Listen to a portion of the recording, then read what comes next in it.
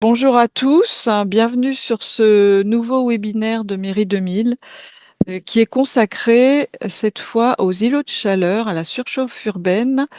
Vous allez avoir pas mal d'informations pour régler ces problèmes d'îlots que l'on rencontre de plus en plus souvent. Le webinaire va être animé.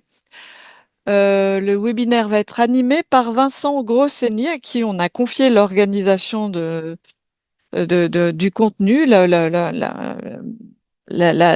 recherche des intervenants. Vincent, je vais le laisser se présenter ensuite. On a de nombreux participants, de nombreux intervenants. Il va les présenter. Vincent Grosseigny, vous êtes chez Route de France, vous êtes membre de plusieurs groupes de travail qui traitent toutes les thématiques environnementales. Je vais vous laisser la main. Je vous laisse le soin de présenter le programme que vous avez élaboré. J'en profite pour saluer Philippe Ribaud, le président de l'AMF du Gard, que je vois qui vient d'arriver. Bonjour, avec un peu de retard. On démarre. Donc, Vincent, je vous laisse la main pour dérouler ce diaporama et animer le webinaire. Pensez à tous à couper vos micros. Ok. Et moi, je vois qu'il y a des gens qui arrivent au fur et à mesure en salle d'attente. Je vais l'ouvrir et puis les faire entrer. Vincent, c'est à vous. Merci Nathalie. Bonjour, bonjour à toutes et tous. Nous sommes ravis de vous accueillir aujourd'hui à ce webinaire pour vous parler de surchauffe urbaine et vous donner quelques clés pour appréhender ce sujet. Donc, il va se dérouler en 4 parties. Une première partie que je présenterai sur le changement climatique et ses conséquences. La deuxième partie sera présentée par Marine Tranchant du CIREMA sur le diagnostic de la surchauffe urbaine. La troisième partie sera consacrée aux solutions que propose la profession et sera présentée par Julien Van Rompuy, Nicolas Hérault et Abou Dajar. Et enfin, la dernière partie sera consacrée à un retour d'expérience et nous donnerons la parole à Perrine Prigent de la ville de Marseille. Donc, nous allons donc commencer par planter le décor et il n'est pas terrible. Alors oui, le changement climatique est là et ce n'est plus un secret pour personne. Il est dû, faut-il le rappeler, aux gaz à effet de serre que l'humanité rejette en masse depuis l'ère pré-industrielle. Cela entraîne une augmentation progressive des températures et finalement un dérèglement des phénomènes climatiques naturels, canicules, sécheresse, inondations.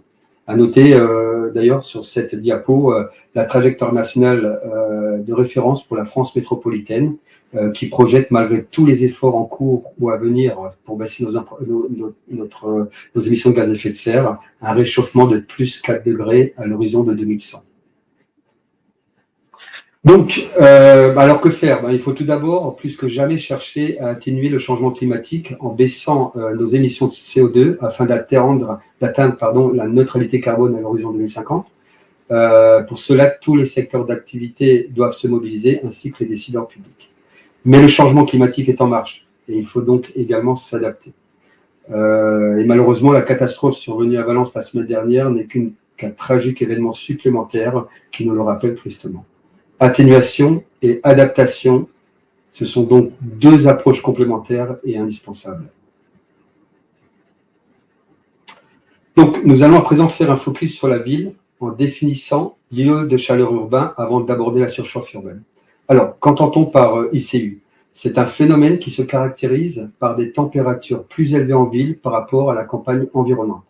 Alors, les causes sont diverses, notamment la morphologie urbaine, les surfaces minérales, l'absence de végétation ou encore l'apport de chaleur anthropique par les voitures et les climatiseurs. Donc, on a à la fois un phénomène d'accumulation de chaleur, mais également de production de chaleur supplémentaire. Les causes de ces ICU seront un peu plus développées dans la troisième partie du webinaire. Donc, il faut noter aussi, chose importante, que les ICU, c'est un phénomène à la fois spatial et temporel. Spatial parce qu'il est plus marqué selon les espaces considérés. Par exemple, il est évidemment plus marqué à l'endroit d'une place minéralisée comparé, par exemple, à un parc. C'est aussi un phénomène temporel, puisqu'il est plus marqué la nuit comparé au jour. En effet, ceci s'explique par les surfaces qui continuent d'émettre de la chaleur et des rayonnements infrarouges durant la nuit et ralentit le rafraîchissement de l'air de la ville une fois la nuit tombée. ce phénomène est également plus intense en été. Alors, abordons maintenant la surchauffe urbaine. Alors, on peut la définir comme étant la dégradation du ressenti thermique en ville lors de fortes chaleurs, de jour comme de nuit.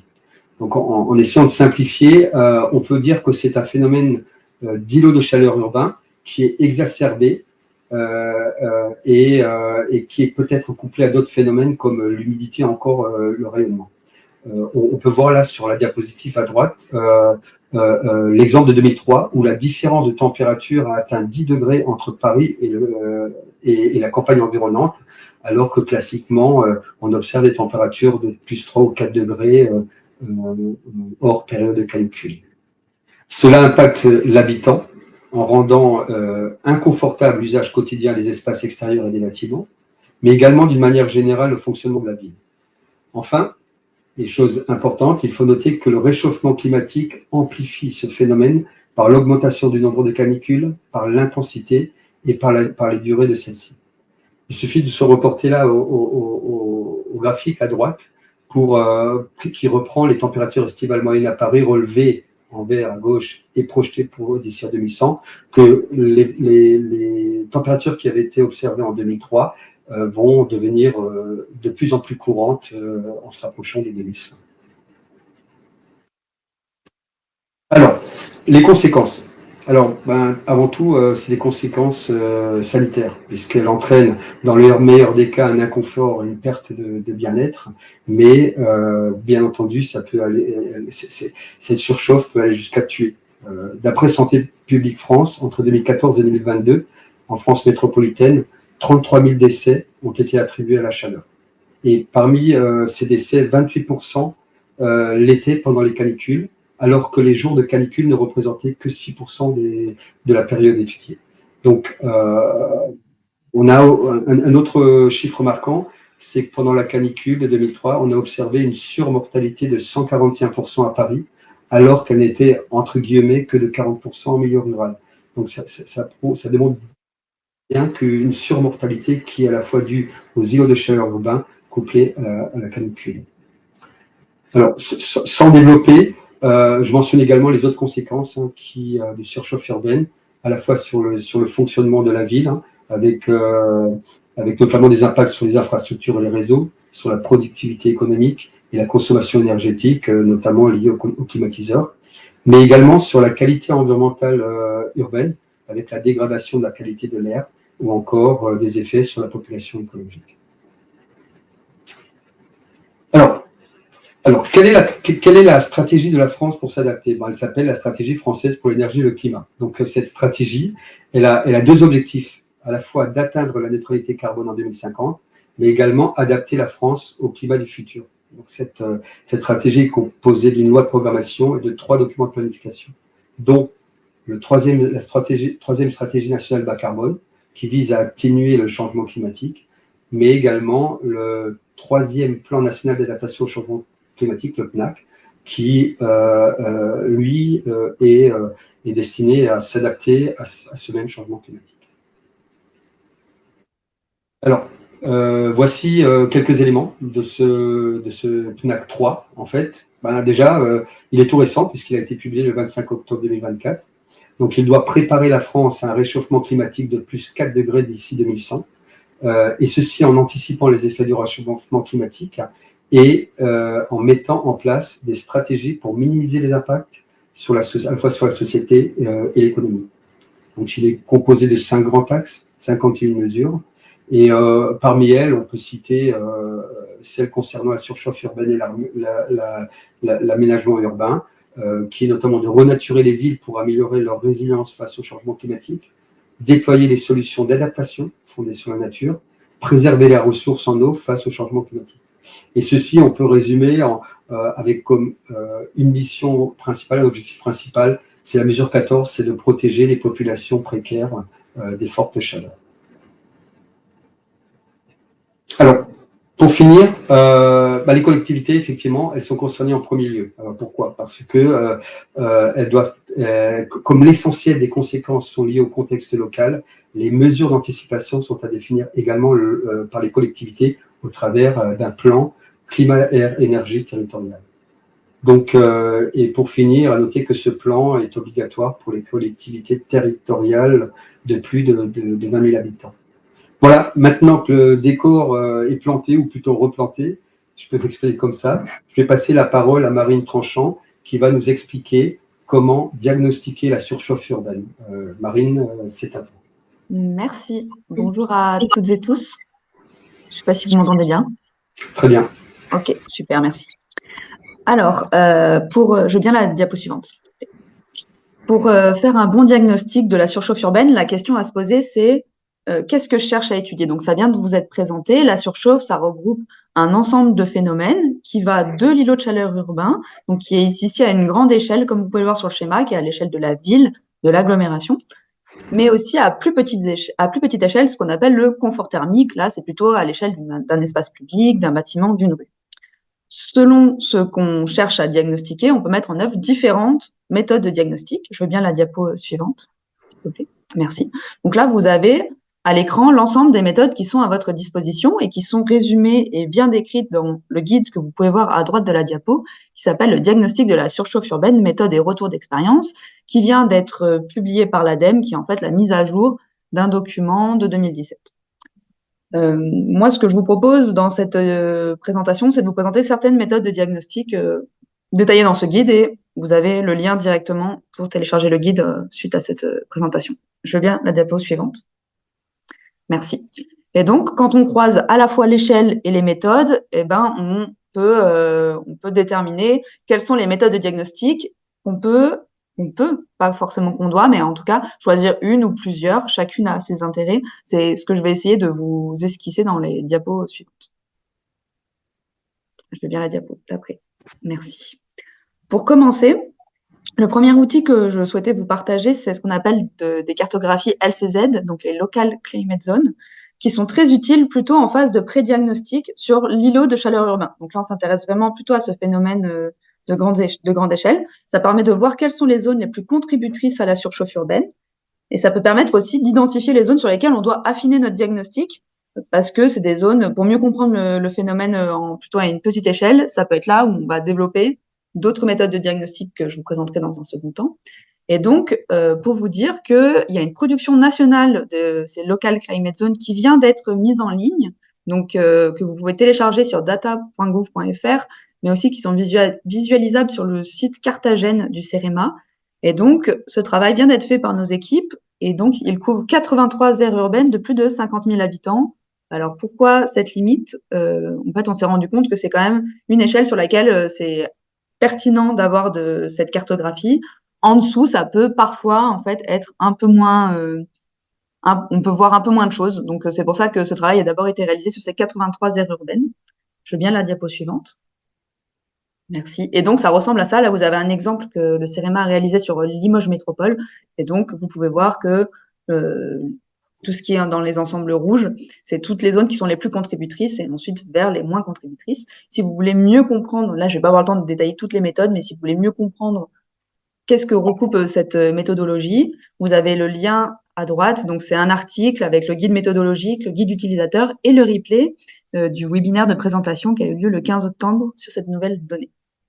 Je veux bien la diapo suivante. Merci. Si on continue sur ce qu'on appelle l'imagerie satellitaire, je vais poursuivre mon propos sur le sujet des images de température de surface, ce qu'on appelle également la thermographie.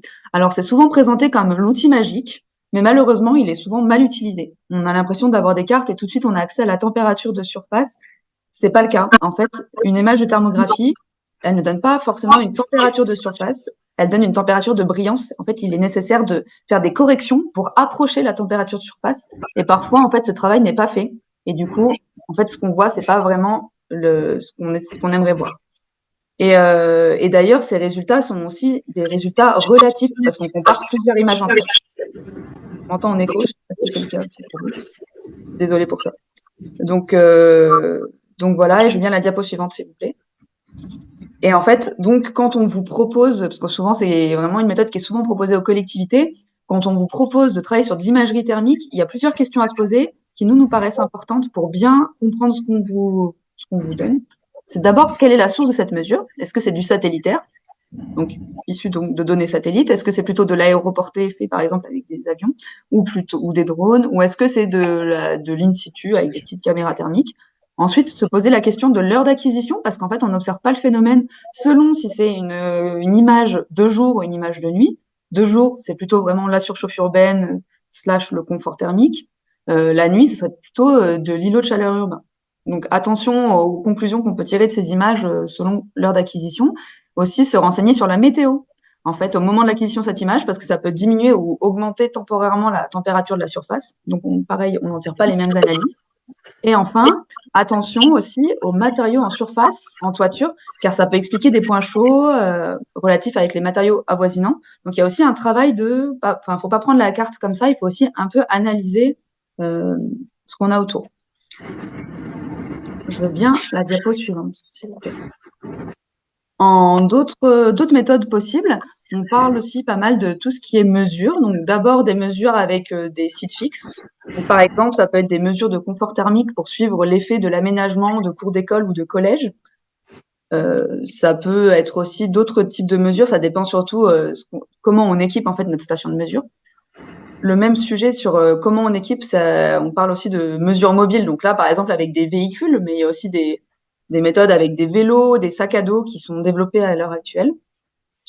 Et donc là, c'est intéressant, c'est selon aussi à quel moment on fait cette campagne de mesure, on n'observe pas le phénomène. Donc toujours se poser la question de qu'est-ce qu'on veut mesurer et du coup, quel est le moment le plus pertinent.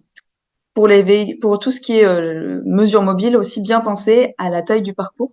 Si le parcours est trop grand, eh ben peut-être que les conditions météo vont changer. Par exemple, si on commence notre campagne le matin et qu'elle se termine vers midi, finalement, ça sera plus représentatif.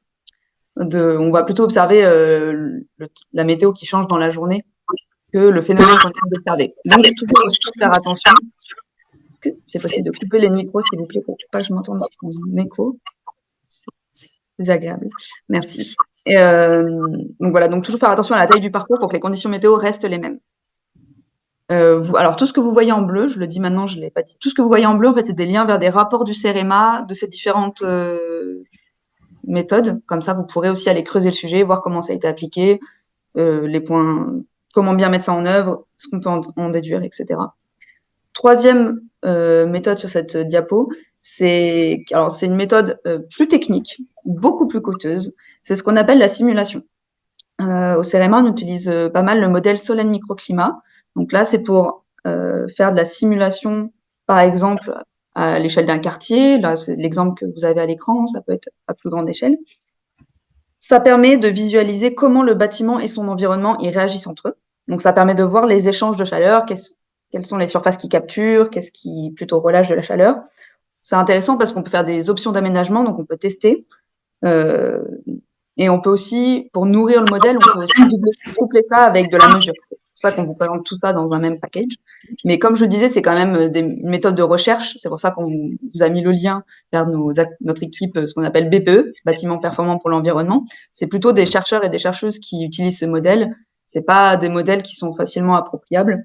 Et ça demande une forte technicité et du coup, ça a un coût assez important.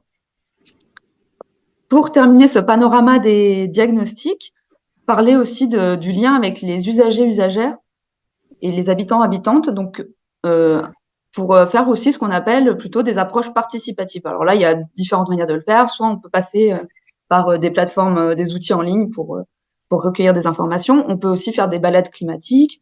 On peut s'appuyer sur des grilles de balades climatiques avec des capteurs. Donc là, vous voyez à l'écran, c'est un exemple d'une étude du CEREMA qui a été réalisée à Toulon et à la Seine-sur-Mer. Donc avec un petit thermomètre et une petite caméra thermique qui est posée sur le téléphone via un plot. On peut aussi regarder un peu d'infrarouge thermique. Je veux bien la diapo suivante, s'il te plaît.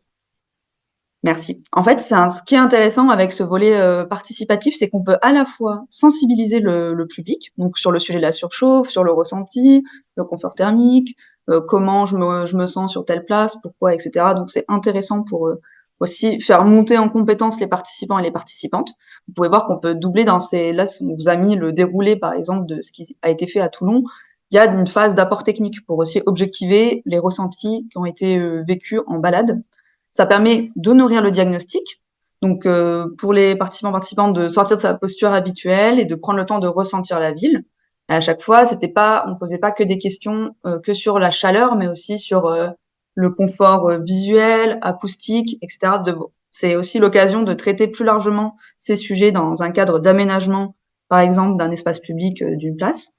Et ensuite, justement, de pouvoir co-construire avec les participants et participantes des solutions. Donc là, il y avait une phase de brainstorming dans ce groupe pour commencer à esquisser des solutions et voir comment on pouvait mieux aménager ces places. Donc j'en ai fini pour ce petit panorama des solutions et vous avez toutes les ressources disponibles sur le PowerPoint.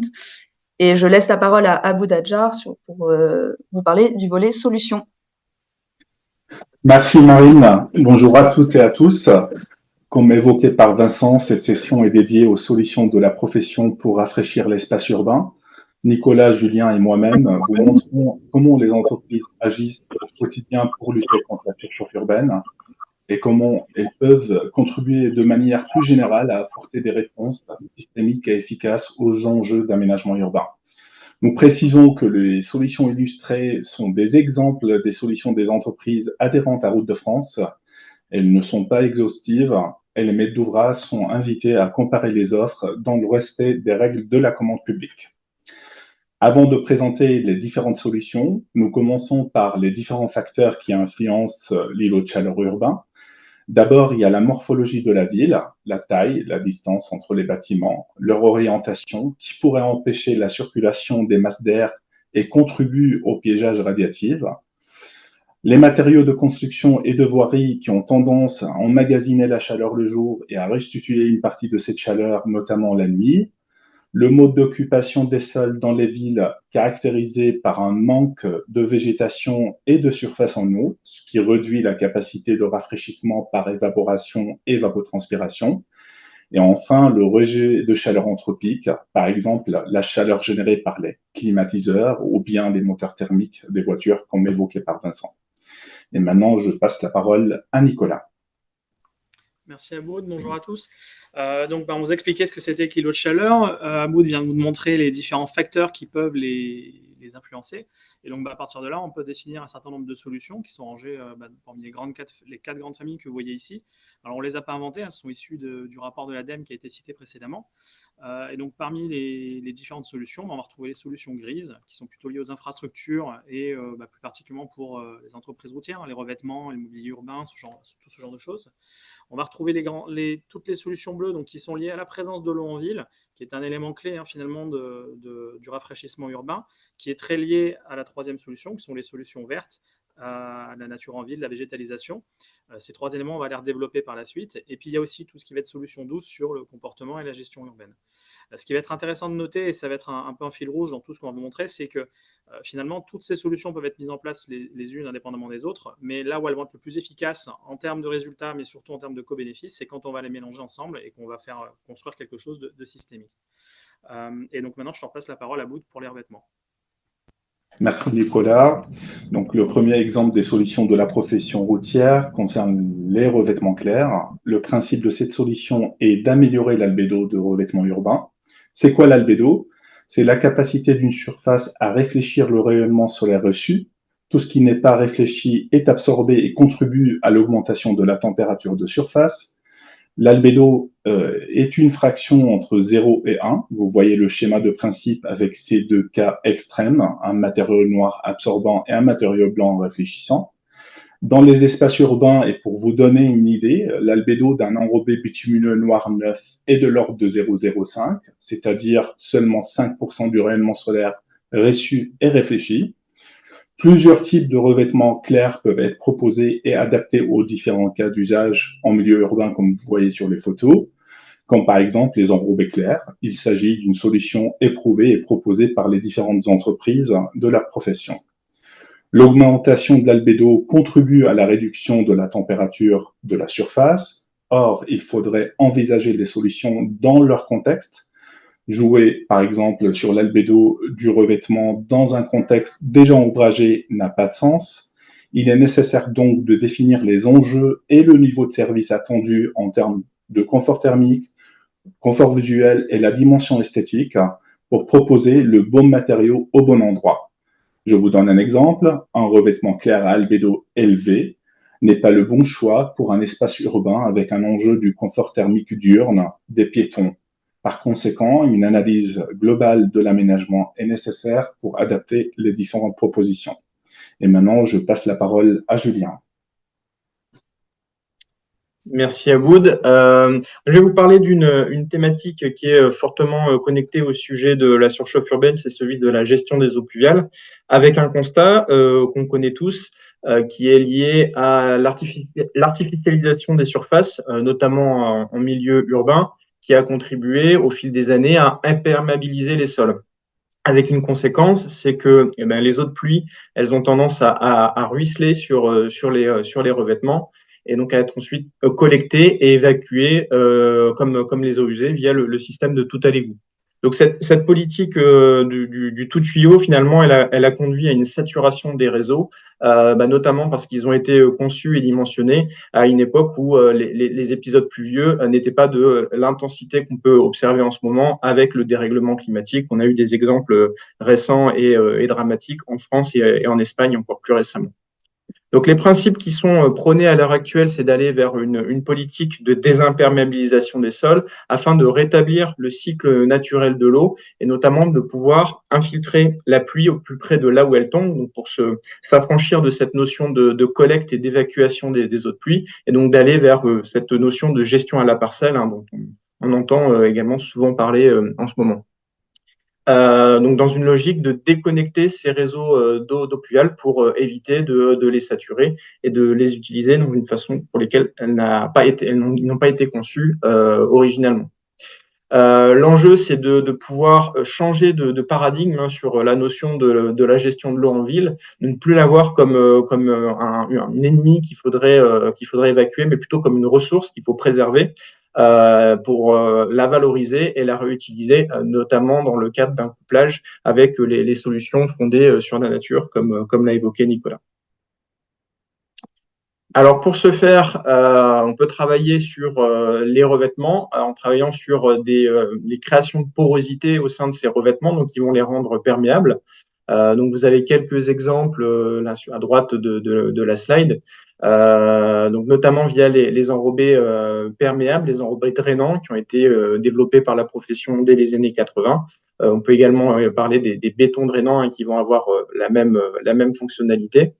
Également des revêtements modulaires avec des pavés drainants ou des dalles enherbées, par exemple, qui vont permettre aussi de jouer sur cette désimperméabilisation des surfaces, ou alors travailler sur des renaturations de sol avec qui vont permettre également d'infiltrer directement l'eau et de contribuer de plus à l'évaporation, ce qui va jouer favorablement sur le climat, sur le confort thermique en ville. Un autre type d'ouvrage hydraulique qu'on peut citer, c'est les chaussées réservoirs, qui ont, elles, historiquement été développées dès les années 90. Donc avec un retour d'expérience à l'heure actuelle qui est conséquent. C'est une technique qui est éprouvée et qui a fait ses preuves et qui fonctionne durablement.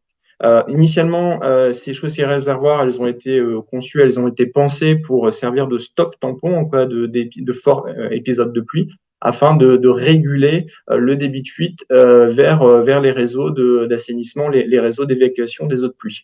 De nos jours, on les voit plus comme une solution pour faire du stockage de l'eau, ce qui peut être temporaire pour avoir une solution d'infiltration ou pour réutiliser directement cette eau dans cette logique de valorisation des eaux de ruissellement que j'évoquais à la slide précédente. Autre type d'ouvrages qui sont complètement indispensables et complémentaires des revêtements perméables et des chaussées réservoirs, c'est les tranchées d'infiltration ou les noues, qui sont également fortement compatibles avec la végétalisation et qui le sont d'ailleurs le plus souvent, et qui sont également des techniques qui sont maîtrisées par l'ensemble de la profession et qui vont nous permettre de faire le lien avec la partie végétalisation qui va vous être présentée par Nicolas. Merci Julien. Donc la végétalisation, c'est le troisième grand élément qu'on souhaitait vous présenter aujourd'hui. Pourquoi est-ce que ça reste la stratégie la plus efficace à long terme pour lutter contre les îlots de chaleur et puis améliorer aussi le cadre urbain? Ça fonctionne de façon assez simple, hein, c'est-à-dire que le premier levier sur lequel vont pouvoir agir les végétaux, c'est un mécanisme d'évapotranspiration, donc qui ne fonctionnera pas s'il n'y a pas d'eau. C'est important de le rappeler. Donc cette thématique, elle est très connectée à la gestion de l'eau et ça va aussi participer et contribuer au rafraîchissement par le phénomène d'ombrage. Donc, en plus de ça, ça va permettre de ramener d'autres bénéfices que sont la biodiversité et de contribuer, même si c'est dépendant de l'eau, à son infiltration directe et donc de rester dans un cycle court de l'eau extrêmement intéressant à mettre en place. Il y a beaucoup d'enjeux par rapport à ça, parce qu'on a aujourd'hui, il faut préserver la végétation qui est en place, mais il faut aussi pouvoir en planter de la nouvelle. Donc, quelles sont les espèces adaptées au contexte aujourd'hui, mais à celui de demain et d'après-demain. Gérer cette problématique des besoins en eau, Julien vient d'en parler, on parlait de chaussées réservoirs qui tamponnaient, mais il faut qu'on puisse aussi redistribuer l'eau là où on en a besoin. Donc les éléments sont très liés entre eux. Et puis on parle évidemment d'emprise disponible et aussi de ressources en sol. Planter des arbres, planter des arbustes, créer des espaces verts, ça nécessite des apports en terre végétale importants et donc c'est aussi un levier important sur lequel on se doit de travailler et sur lequel on a des solutions. Donc voilà, je ne reviens pas sur la stratégie et ça implique des nouvelles compétences sur nos métiers, mais qui sont déjà en place et sur lesquels on travaille de façon assez efficace. On peut passer à la slide suivante. Donc, vous le retrouvez ici, on l'a annoncé, on a ces trois grandes thématiques qui sont nécessaires, enfin qui peuvent fonctionner ensemble et qui doivent fonctionner ensemble pour maximiser l'éco-bénéfice. Et c'est ce qui va vous être illustré maintenant au travers de quelques exemples concrets. Je te repasse la main, Julien, pour ça. Oui, merci Nicolas. Donc on a choisi de vous présenter quelques solutions concrètes qui sont proposées par la profession. Donc je vais vous présenter le concept Ecoasis qui est porté par mon entreprise Eiffage Route. Nicolas va vous parler du concept Revilo porté par Vinci Construction et Aboud de Street Adapt de Colas. Je vous renvoie également sur un article qui est paru dans le numéro 994 de la RGRA et qui a été co-rédigé par l'ensemble du groupe de travail aménagement urbain de Route de France, qui rassemble des représentants de l'ensemble de la profession et où sont présentées également de manière non exhaustive et limitative les solutions que nous, la profession routière, on est en mesure de proposer aux collectivités pour désimperméabiliser les sols et lutter contre la surchauffe urbaine. Alors, donc, je vais commencer par le concept Ecoasis. Donc, on va retrouver ces briques qu'on vous a présentées avec Aboud et Nicolas, donc au sein d'une solution systémique pour générer des îlots de fraîcheur en ville. Donc, pour ce qui concerne Ecoasis, il s'agit de l'association d'un revêtement clair qui s'appelle BioClair, qui va incorporer des matières premières biosourcées et qui va jouer sur l'effet albédo. Ce revêtement, il est associé à une gestion intégrée de l'eau pour faire de l'infiltration ou du stockage des eaux de pluie. Et cette eau, elle peut être mise en contact, mise à disposition d'un substrat végétalisé qui va générer du rafraîchissement complémentaire par effet d'ombrage ou par évapotranspiration. Donc, c'est un système, c'est une solution, un type d'aménagement qui va être adapté aux cours d'école, aux voiries mode doux type piste cyclable, trottoir par exemple, et à différentes sortes d'aménagements urbains.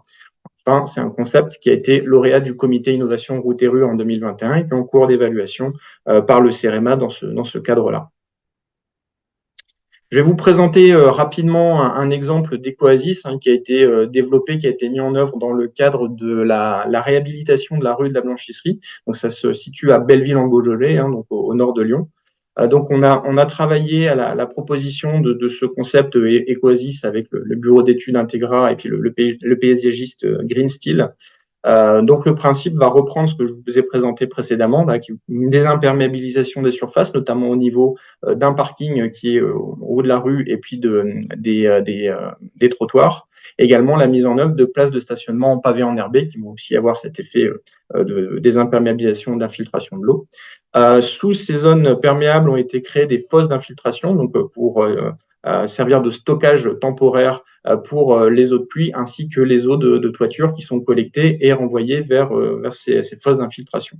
En termes de végétalisation, on a conservé les fosses d'arbres existantes et on a créé de nouvelles qui sont en contact avec la fosse d'infiltration de manière à assurer l'irrigation, l'apport en eau de cette végétalisation par capillarité.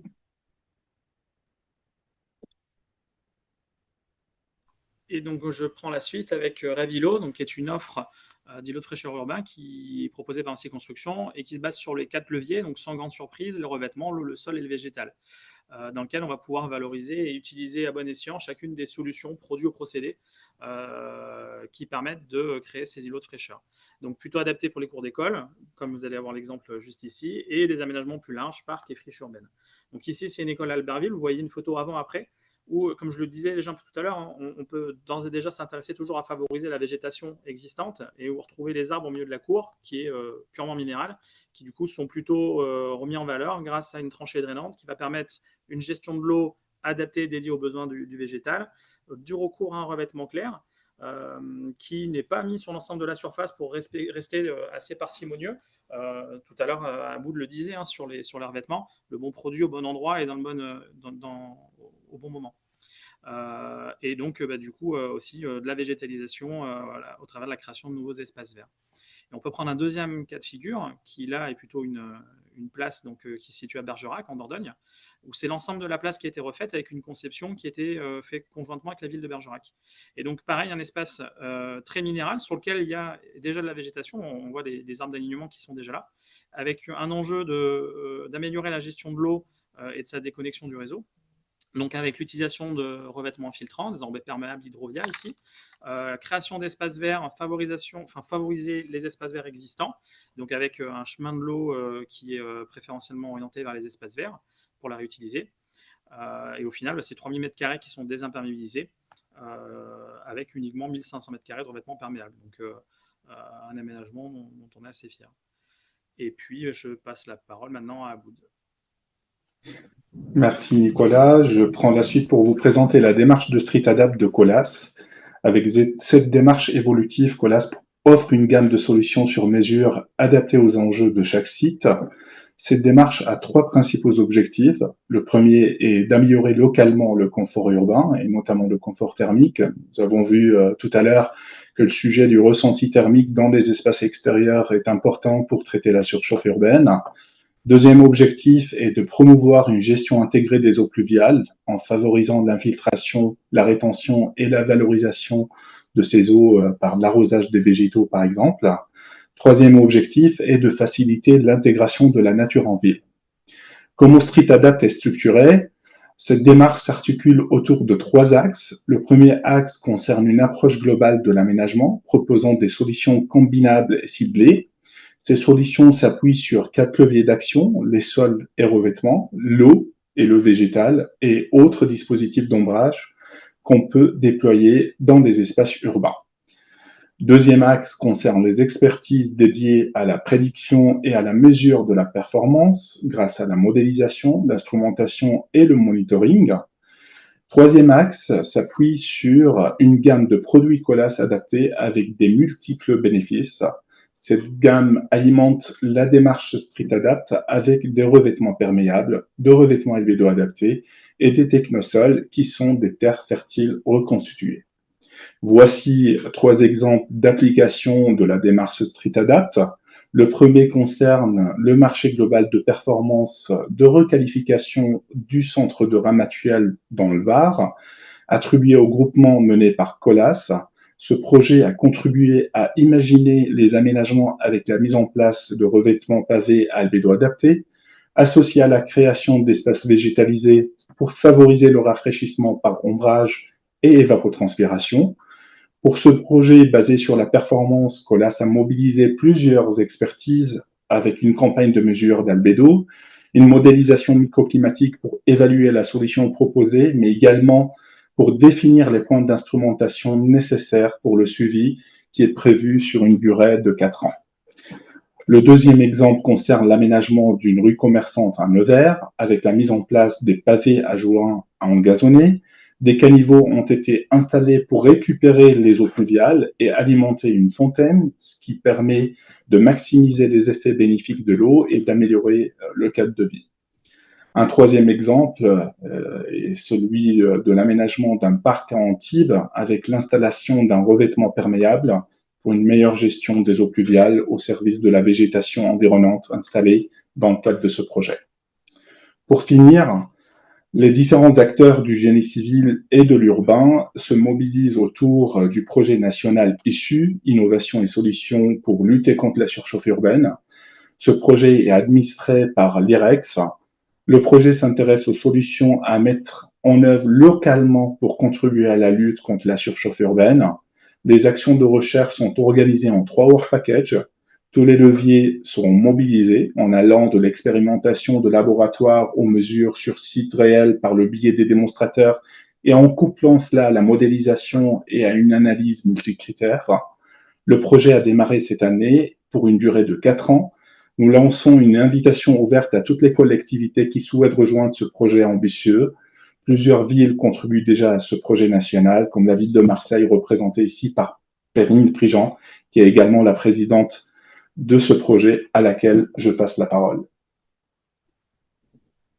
Merci Aboud.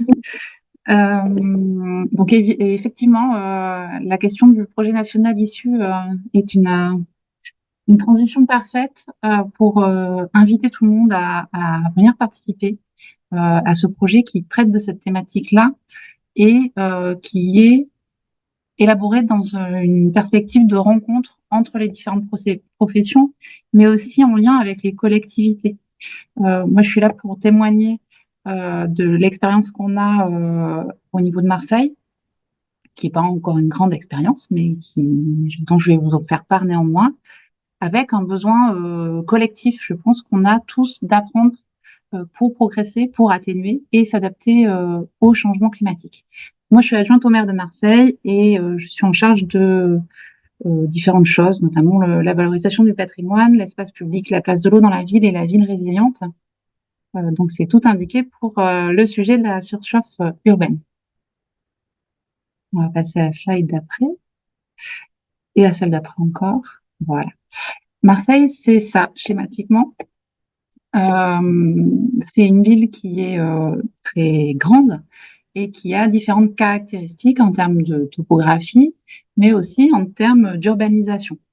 On part des collines qui vont être très peu imperméabilisées, très peu urbanisées, qui vont donc pouvoir absorber un petit peu l'eau. Alors, un petit peu parce que les sols permettent pas forcément de tout absorber, évidemment. On passe à des grands ensembles, du pavillonnaire, du centre-ville beaucoup plus dense, et même un port autonome, où là, on a une imperméabilisation qui est égale à 98% de la surface.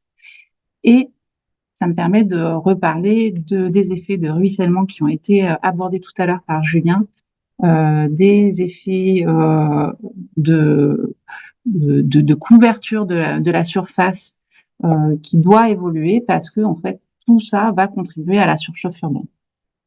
Alors, je vous ai mis une petite photo de Marseille à la slide d'après pour ceux qui n'auraient pas encore la chance de connaître. Donc, c'est ça. Et quand il ruisselle, eh ben, tout part à la mer puisque ça déborde du tuyau qui n'est pas assez grand pour absorber toute l'eau. Et quand il pleut à Marseille, ça va vous arriver à vous aussi partout ailleurs. C'est très dense. C'est des épisodes qui sont massifs et donc ça déborde de partout et tout est envoyé malheureusement à la mer et non pas du tout. On va avancer. Alors, je voulais refaire un tout petit passage par l'importance du diagnostic. Le CEREMA en a parlé, Monsieur Grosseigny aussi vous en avez parlé. Le diagnostic est essentiel pour savoir d'où on part et quelles sont les perspectives.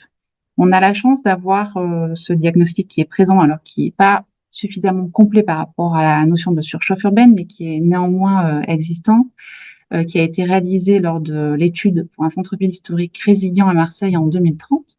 Cette étude, elle a été réalisée entre 2016 et 2019 et elle pose des constats qui sont sans appel.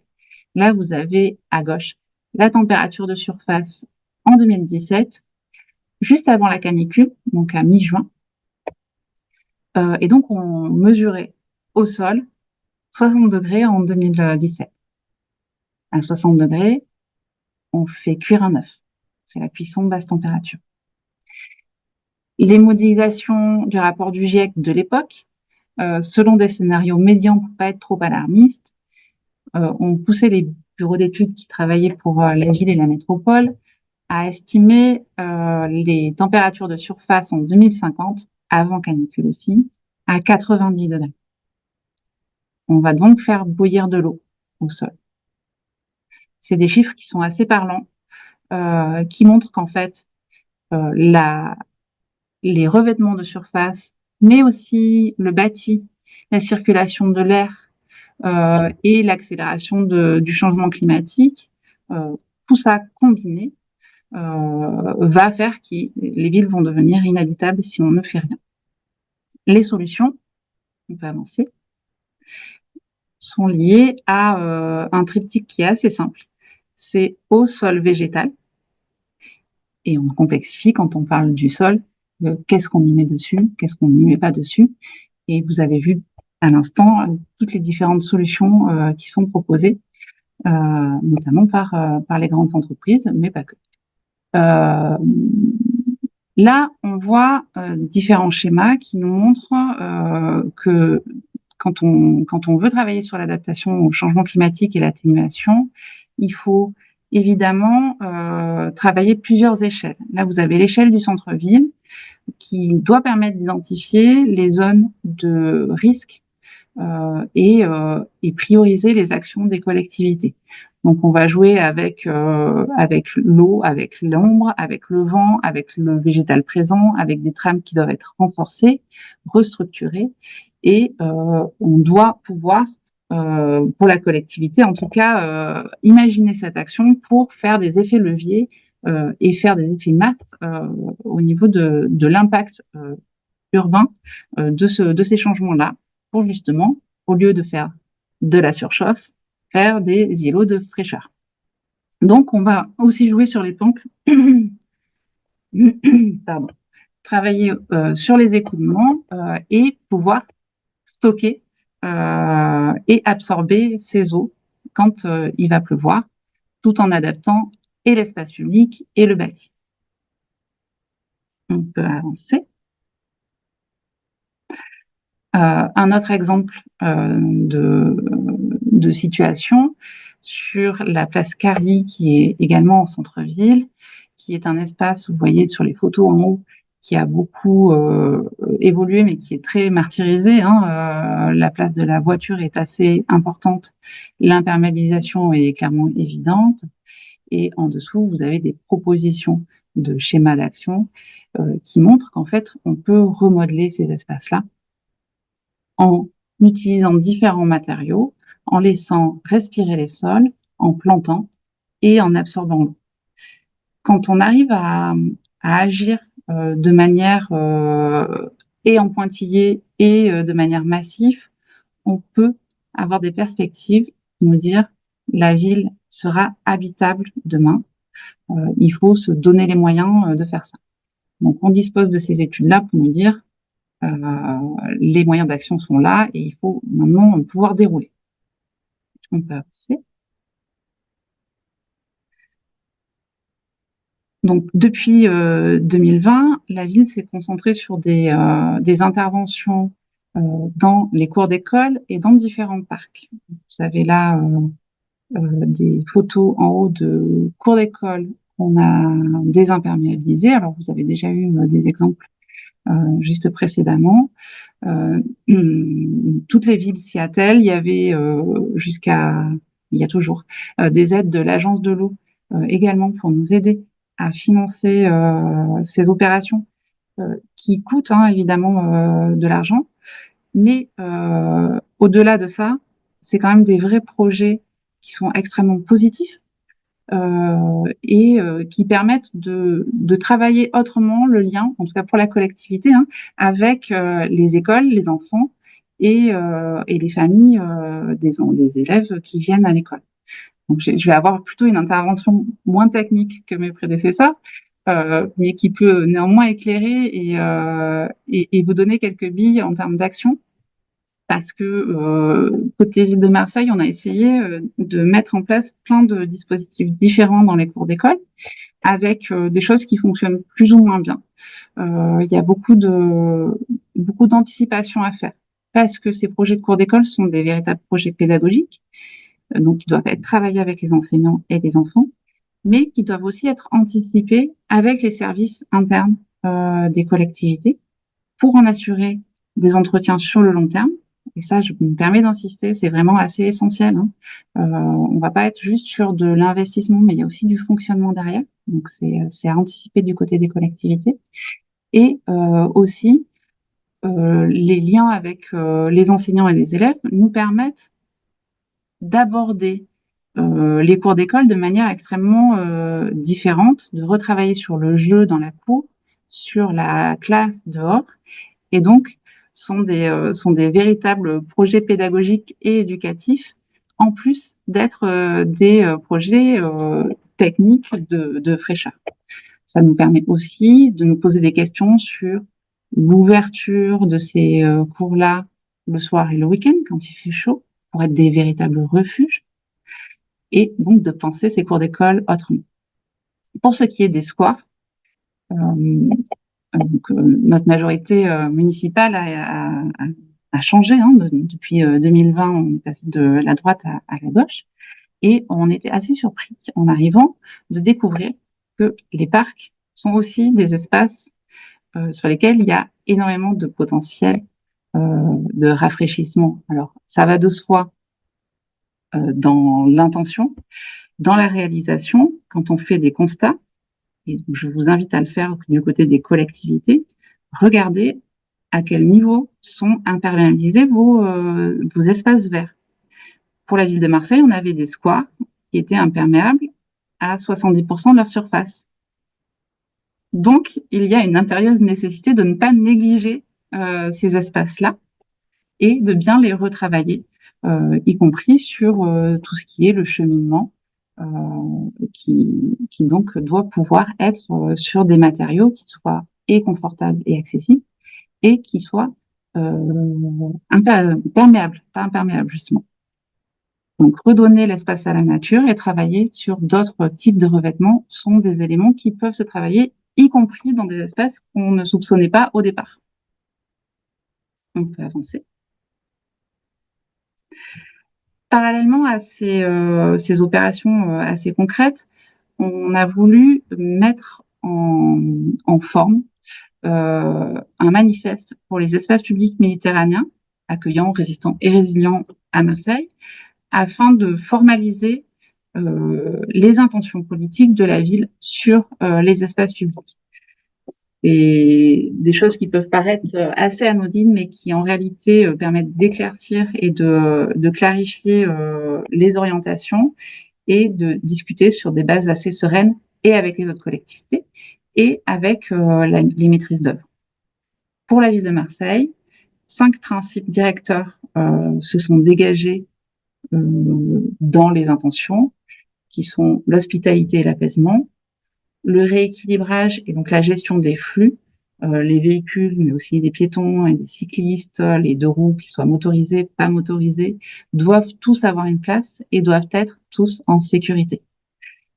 L'espace public, c'est aussi un paysage urbain qui doit être un marqueur de l'identité du territoire. Tout à l'heure, mes prédécesseurs l'ont indiqué, il y a une intention paysagère qui doit aussi pouvoir être travaillée. C'est aussi, ça se retrouve dans les concepts côté ville, mais aussi du côté de la maîtrise d'œuvre. Et donc, le formaliser est bien nécessaire pour pouvoir discuter ensemble. Évidemment, la notion de fraîcheur et de nature en ville sont un élément très transversal et doivent être poussés dans tous les projets. Et les principes de cohérence et de gouvernance autour des projets d'espace public doivent être assez essentiels, puisque un espace public est un investissement, mais c'est aussi, encore une fois, de l'entretien et du fonctionnement qui doivent être anticipés. Venir intervenir sur des espaces publics doivent se faire en une fois et pas retravailler juste après pour passer les réseaux, par exemple. Donc, on est en ce moment en train de finaliser les mises en opérationnalité après ce manifeste, avec des ateliers de partage et de mise en œuvre de ces grands principes.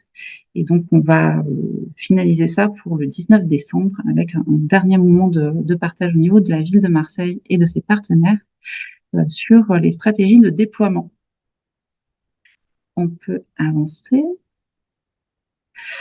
Je voulais vous faire part également de travaux sur lesquels on est en train de plancher. Par exemple, au niveau de la place Sébastopol que vous avez sur le plan à gauche, sur lesquels la ville a pris la main pour travailler la phase préopérationnelle. Au niveau de mon territoire, en fait, la métropole est responsable du déploiement des travaux sur l'espace public. Mais là, la ville a pris la main sur toute la phase amont pour pouvoir porter une concertation un petit peu dense et travailler le programme qui va être rendu à l'EPC. Avec l'AMO qui nous suit, on a travaillé sur des indicateurs entre les états initiaux et projetés, qui sont assez parlants et c'est intéressant aussi pour trouver les bons matériaux, comment les organiser les uns avec les autres et, in fine, faire le bon projet. Ça recroise un petit peu tout ce qui était dit précédemment. Là, c'est mis en œuvre sur un site précis. Donc, je crois que j'avais une dernière slide. Ah non, j'avais pas une dernière slide, eh ben c'est pas grave.